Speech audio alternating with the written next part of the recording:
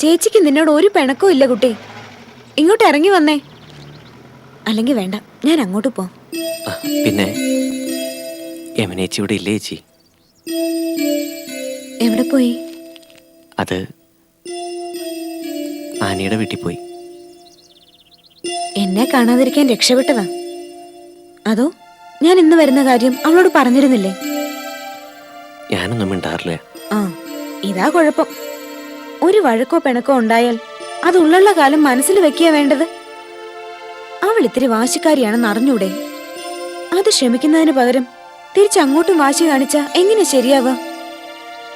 എന്താ അമ്മ ഇത്?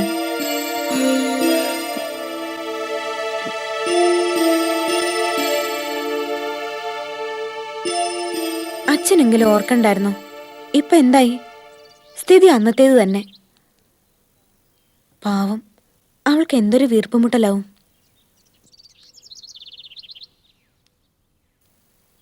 ബാബു, നീ ആനിയുടെ നമ്പറിലൊന്ന് വിളിക്ക. ഞാൻ സംസാരിച്ചോളാം. എല്ലാ പ്രശ്നത്തിനും കാരണം ഞാനാണല്ലോ. വിളിക്കടാ. അതെ, അവളിങ്ങ് വരും. മോള് പോയി കിടക്ക്. നല്ല ക്ഷീണമുള്ളതല്ലേ?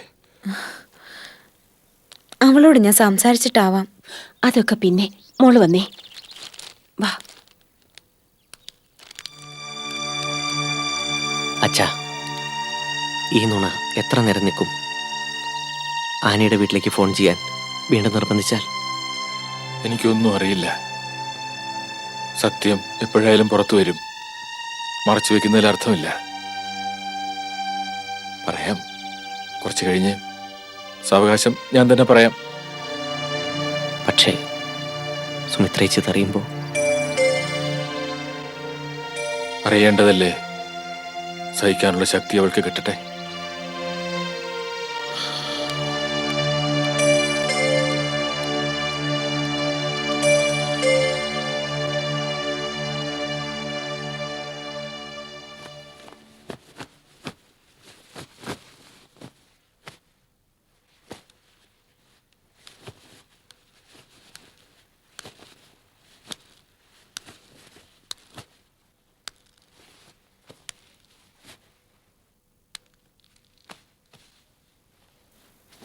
മുമ്പും എത്രയോ വട്ടം ഞങ്ങൾ തമ്മിൽ പിണങ്ങിയിരിക്കുന്നു.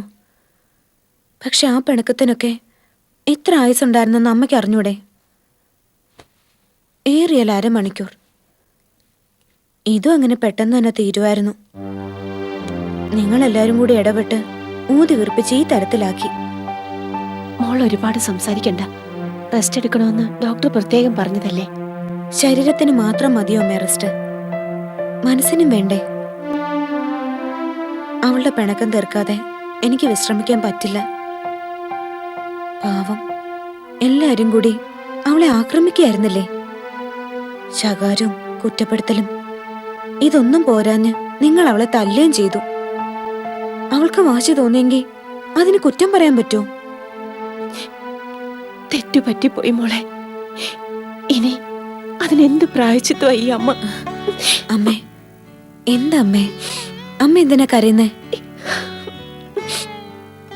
നമ്മളെല്ലാവരും തെറ്റുകാരാ. അവള് വരട്ടെ. എല്ലാവർക്കും വേണ്ടി ഞാൻ മാപ്പ് ചോദിക്കാം.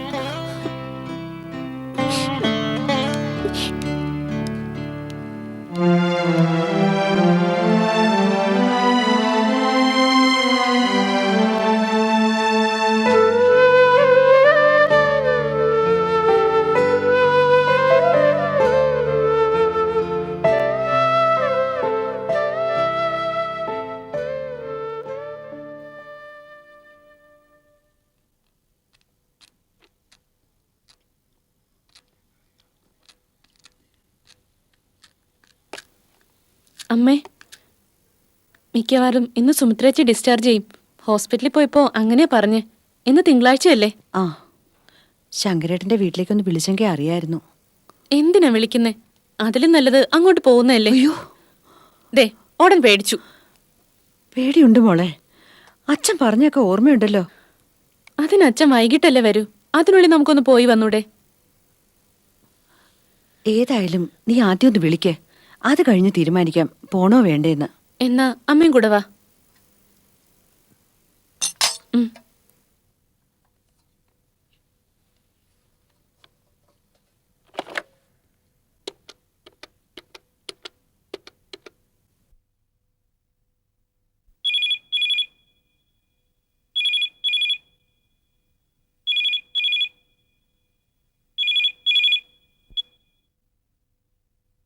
ഹലോ അമ്മായി, മോളെ താരെ താരമോളല്ലേ? അതെ അമ്മായി. സുമിത്രേച്ചി ഡിസ്ചാർജ് ചെയ്തോ? ഉവ്വ മോളെ, ഇന്ന് രാവിലെ ഡിസ്ചാർജ് ചെയ്തു. അത് ശരി. ഇങ്ങത്താ. ഇപ്പൊ കിടക്കുവാണോ? ദാ അമ്മ എടുത്തിരിപ്പുണ്ട്, ഞാൻ കൊടുക്കാം. ചേച്ചി, ഇങ്ങനെ ഒരാള് ജീവിച്ചിരിപ്പുണ്ടല്ലോ അല്ലേ? ആ, കാണാൻ വിധിയില്ലെങ്കിലും ശബ്ദമെങ്കിലും കേൾക്കാൻ പറ്റിയല്ലോ. അങ്ങോട്ട് വരണമെന്നും വിവരങ്ങൾ അറിയണമെന്നും മോഹമില്ലാഞ്ഞിട്ടല്ല ചേച്ചി. അനുവദിക്കണ്ടേ? ഞങ്ങളുടെ ഭാഗത്തുനിന്നുണ്ടായ തെറ്റുകള് കൃഷ്ണപിള്ളയ്ക്ക് അത്ര പെട്ടെന്ന് പൊറുക്കാൻ പറ്റില്ലെന്നറിയാം. എന്തു ചെയ്യാം, എല്ലാം അങ്ങനെയൊക്കെ സംഭവിച്ചു പോയില്ലേ. നിങ്ങൾ എന്ത് തെറ്റാ ചെയ്തേ? ഒരു തെറ്റും ചെയ്തിട്ടില്ല. കൃഷ്ണേട്ടൻ വെറുതെ ഓരോന്ന് മനസ്സിൽ കൊണ്ട് നടക്കുക. എത്ര വട്ടം ഞാൻ താരം മാറി മാറി പറഞ്ഞു നോക്കി. എന്ത് ഫലം? ആ, അതൊക്കെ വിധി പോലെ വരട്ടെ. കുടുംബകലഹം ഉണ്ടാവില്ലെന്ന് ഉറപ്പുണ്ടെങ്കിൽ എനിക്ക് നിന്നെ ഒന്ന് കാണണമെന്നുണ്ട്. കൃഷ്ണപിള്ളയെ വെറുപ്പിച്ചുകൊണ്ട് വേണ്ട, സമ്മതം കിട്ടിയെങ്കിൽ മാത്രം. നിങ്ങളെയൊക്കെ കാണുമ്പോൾ മനസ്സിനൊരാശ്വാസമാണ്. ഞാൻ വരാം ചേച്ചി. പറ്റുമെങ്കിൽ നാളെ തന്നെ വരാം. എന്നാ ബാക്കിയൊക്കെ നേരി കാണുമ്പോൾ സംസാരിക്കാം. ശരി. അപ്പോ അമ്മ സമ്മതിച്ചു അല്ലേ അങ്ങോട്ട് പോവാന്ന്? കാണണമെന്ന് അത്ര ആഗ്രഹത്തോടെ ചേച്ചി പറയുമ്പോൾ സമ്മതിക്കാതെ എന്തു ചെയ്യും? ദേ ഒരു കാര്യം, സമ്മതിച്ചിട്ട് പിന്നെ വാക്ക് മാറരുത്. നമ്മൾ ചെല്ലുമെന്ന് പ്രതീക്ഷിച്ചിരിക്കും അമ്മായി. നിന്റെ അച്ഛനോട് അനുവാദം വാങ്ങി വരാനാ ചേച്ചി പറഞ്ഞത്. അത് നടക്കുമെന്ന് അമ്മയ്ക്ക് തോന്നുന്നുണ്ടോ?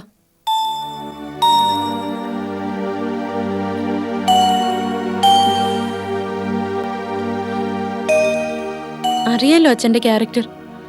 അതുകൊണ്ട് പെർമിഷൻ കിട്ടാനൊന്നും നിൽക്കണ്ട, കണ്ണു വെട്ടിച്ചങ്ങ് പോവാ. ഞാൻ സുമിത്രേച്ചെ കാണാൻ ഹോസ്പിറ്റലിൽ പോയ പോലെ.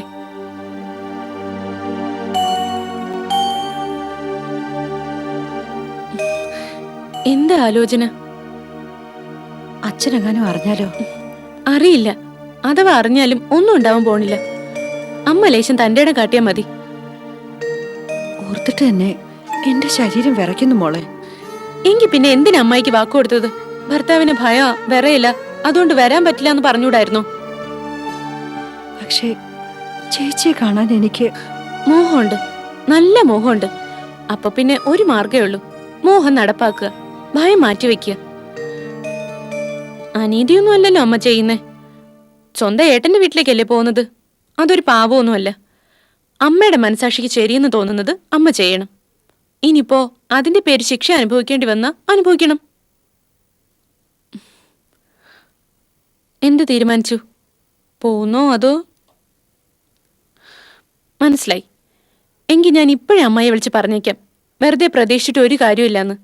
ഞങ്ങൾ ഒരിക്കലും അങ്ങോട്ട് വരില്ല എന്ന്. വേണ്ട മോളെ, നമുക്ക് പോവാം. എപ്പോ? എപ്പോ? നാളെ നാളെ തന്നെ പോവാം.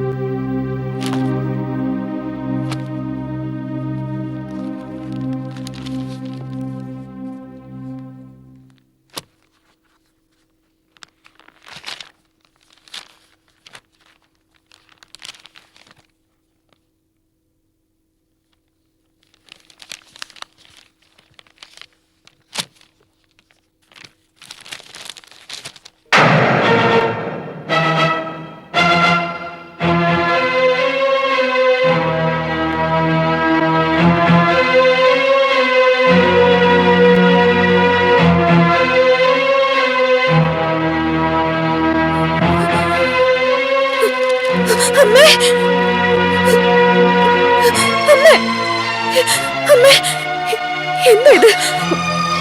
ഈ വാർത്ത പറയാ, ഇതെന്താ? ഇത് സത്യമാണോ? യമുന, നമ്മുടെ യമുന. അമ്മ എന്താ ഒന്നും മിണ്ടാത്ത? യമുനക്ക് എന്താ പറ്റിയ?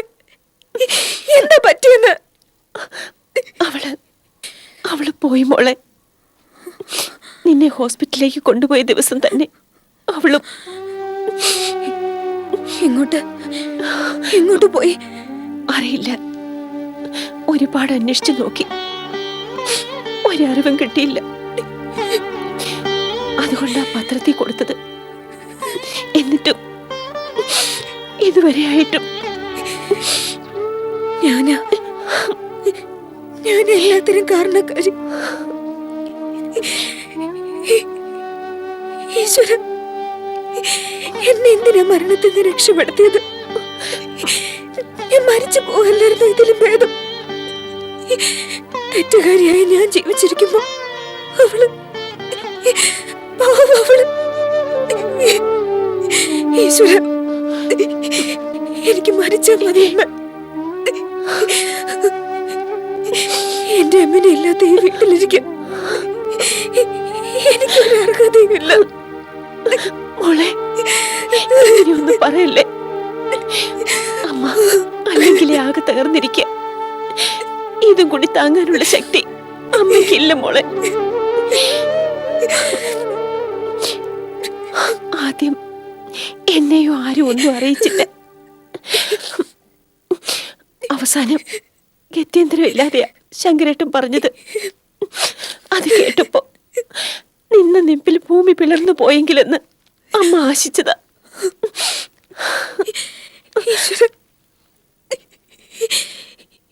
എന്തിനാ അങ്ങനെ ഒരു വഴക്കുണ്ടായത്? എന്തിനാ എല്ലാവരും കൂടി അന്നവളെ കുറ്റവാളിയാക്കിയത്? നമുക്കൊക്കെ ഭ്രാന്തായിരുന്നു. സത്യത്തിൽ അവൾ എന്ത് തെറ്റാ ചെയ്ത്? പ്രസാദേട്ടനെ സ്നേഹിച്ചെങ്കിൽ അതിനുള്ള സാഹചര്യം ഉണ്ടാക്കിയത് ഞാനല്ലേ? അപ്പൊ എന്നല്ലേ ശിക്ഷിക്കേണ്ടിയിരുന്നത്? എന്നിട്ട് ശിക്ഷ കിട്ടിയത് മുഴുവൻ അവൾക്ക്. അവളെങ്ങോട്ടമ്മ പോയത്? ഏതെങ്കിലും കൂട്ടുകാരുടെ വീട്ടിലുണ്ടാവോ? വിളിക്കാവുന്നിടത്തൊക്കെ വിളിച്ചു നോക്കി മോളെ. അച്ഛനും ബാബുവും കൂടി ഒരുപാട് അലഞ്ഞു. പക്ഷേ ഇനി നമ്മൾ എന്ത് ചെയ്യും? എവിടെ പോയി അന്വേഷിക്കും? അവിടെ ഇല്ലാത്ത ഈ വീടല്ല, ശവപ്പറമ്പ. ഞാന് ഈ വീട് ശവപ്പറമ്പാക്കിയത് ഞാനൊരുത്തി. അല്ല മോളെ, നീ ഒരു തെറ്റും ചെയ്തിട്ടില്ല. യമുനയും തെറ്റ് ചെയ്തിട്ടില്ല. എല്ലാ തെറ്റും ഞങ്ങളുടെ ഭാഗത്താ. മക്കളോട് എങ്ങനെ പെരുമാറണമെന്ന് ഞങ്ങൾക്കറിയില്ലായിരുന്നു. മോള് പറഞ്ഞതുപോലെ ഞങ്ങൾക്ക് രണ്ടുപേർക്കും ഭ്രാന്തായിരുന്നു. ഞങ്ങളെ ചങ്ങലക്കിടണം മോളെ. കുട്ടികളുടെ ജീവിതം നശിപ്പിച്ച് ഞങ്ങളെ ചങ്ങലക്കിടണം.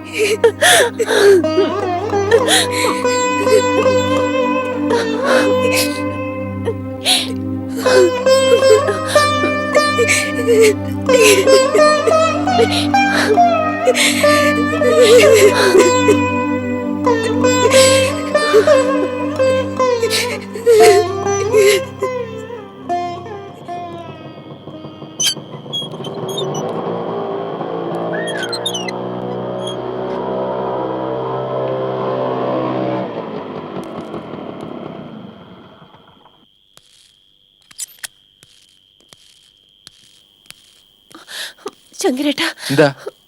യമുനയുടെ കാര്യം അവളെല്ലാം അറിഞ്ഞു. എങ്ങനെ? ഞാൻ പറഞ്ഞിട്ടല്ല, ആ പത്രം കണ്ട്. എന്നിട്ട് ഭയങ്കര ബഹളമായിരുന്നു. മരിച്ച മതിയെന്ന് പറഞ്ഞു. എനിക്ക് പേടിയാവുന്നു ശങ്കരേട്ട. ഇനിയും അവള് വല്ല. സൂക്ഷിക്കണം ശങ്കരേട്ട, നമ്മൾ വളരെ സൂക്ഷിക്കണം.